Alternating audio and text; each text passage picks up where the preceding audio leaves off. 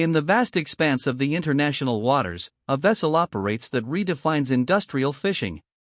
This is not merely a ship, but a self-contained, ocean-going processing plant. Valued at approximately $200 million, it represents a significant investment in the efficiency of seafood production. Its purpose is straightforward: to harvest marine life, process it, and prepare it for distribution, all while remaining at sea for extended periods. This method reduces transit times and maintains product freshness, according to operational briefs.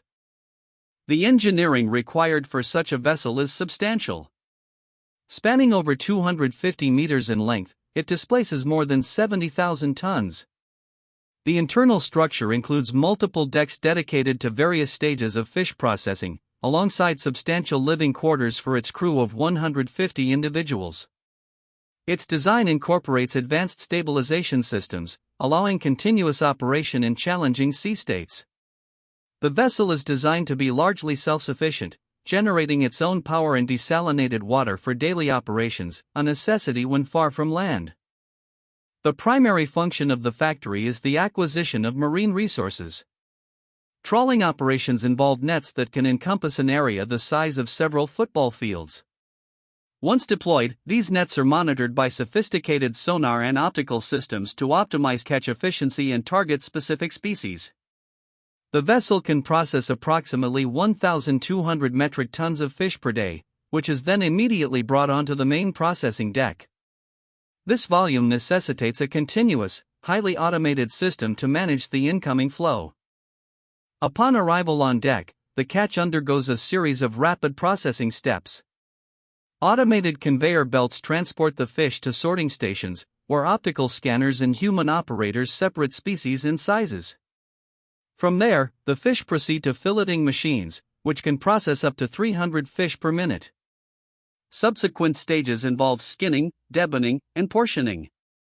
The entire process is designed to minimize manual handling, thereby increasing hygiene and reducing the time from catch to preservation. Preservation is critical. After processing, the fish portions are transferred to flash freezing tunnels. These tunnels rapidly lower the temperature to -30 degrees Celsius, preserving texture and nutritional value.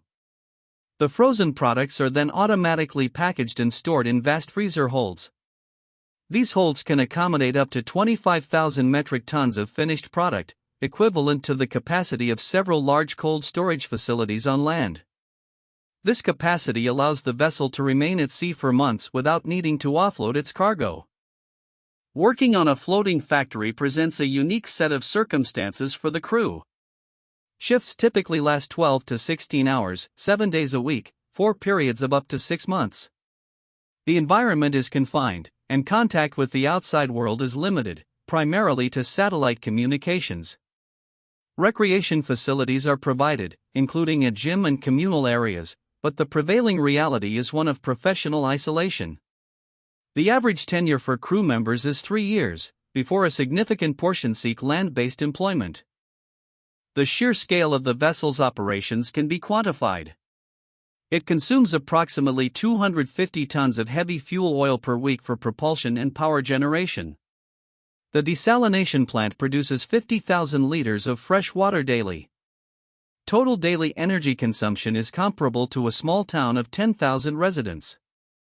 Annually, the factory contributes approximately 400,000 metric tons of processed fish to the global market, a figure that represents about 0.2% of total wild capture fisheries output.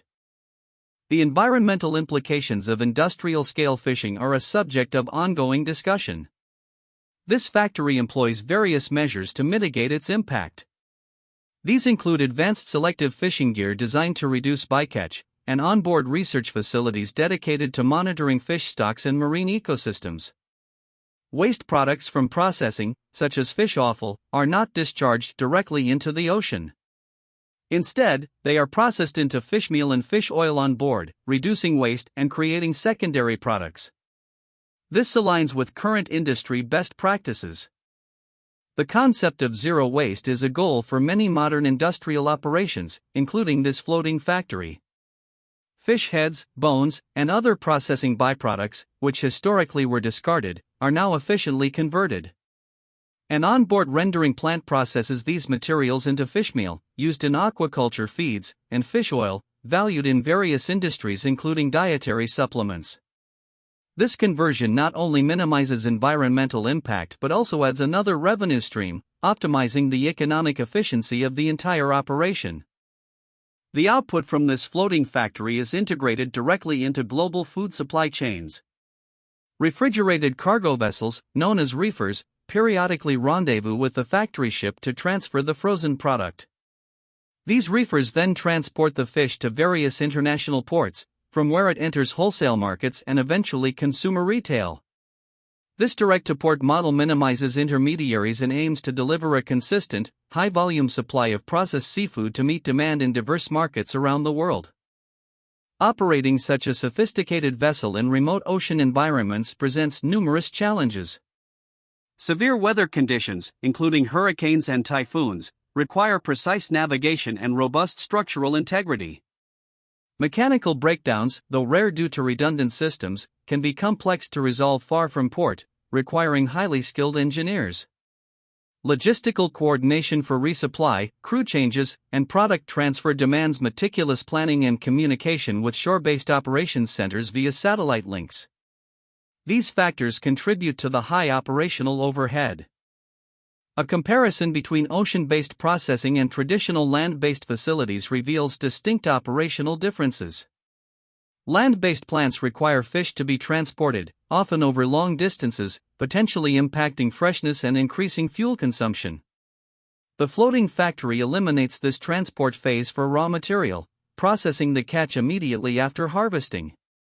This reduces a significant logistical step, but introduces the complexities of maintaining a full-scale factory in a dynamic marine environment, including energy independence and waste management at sea. The existence and operation of this floating factory offers a glimpse into the potential future of industrial fishing. With increasing global demand for protein and dwindling nearshore fish stocks, the move towards highly efficient, deep-sea processing at source may become more prevalent. Advances in automation, energy efficiency, and marine technology will likely enable even larger and more complex vessels. This represents a continuous evolution in how humanity extracts resources from the ocean, balancing economic imperatives with evolving environmental responsibilities. Safety is paramount in any industrial maritime operation. This vessel adheres to strict international maritime safety regulations, including SELAS, Safety of Life at Sea. Regular drills for fire, abandoned ship, and man overboard scenarios are conducted. The onboard medical facility is equipped for minor emergencies, with telemedicine capabilities for more serious cases. All personnel undergo extensive training in workplace safety, machinery operation, and emergency response. The goal is to maintain a safe working environment despite the inherent risks of working at sea. For those who spend months aboard, the ocean is not a distant concept but an immediate reality. One crew member, with 10 years of service across various vessels, noted, "The sea provides. It also takes. You learn to respect its indifference." This perspective highlights the pragmatic relationship between the crew and their environment. The work is physically demanding and mentally isolating, yet it contributes to a global industry, feeding populations far from the ocean. It is a commitment to a specific way of life.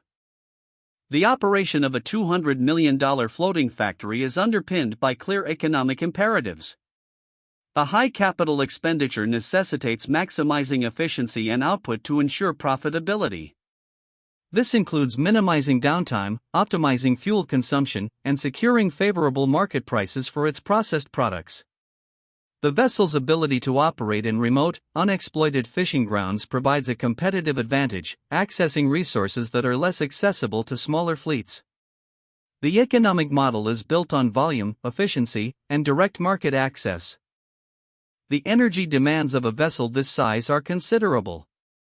Propulsion is achieved through a hybrid diesel-electric system, consuming an average of 3,500 liters of diesel per hour when in transit. Onboard power generation, for processing, freezing, and living quarters, requires an additional 1,200 liters per hour. These figures are constantly monitored and optimized for efficiency using advanced energy management systems. The factory functions as a microcosm of industrial energy consumption, continuously striving for reductions in its operational footprint. The world's largest floating fish factory stands as a testament to human ingenuity and the relentless pursuit of efficiency in resource extraction. It is a complex integration of engineering, logistics, and industrial processing, operating far from shore.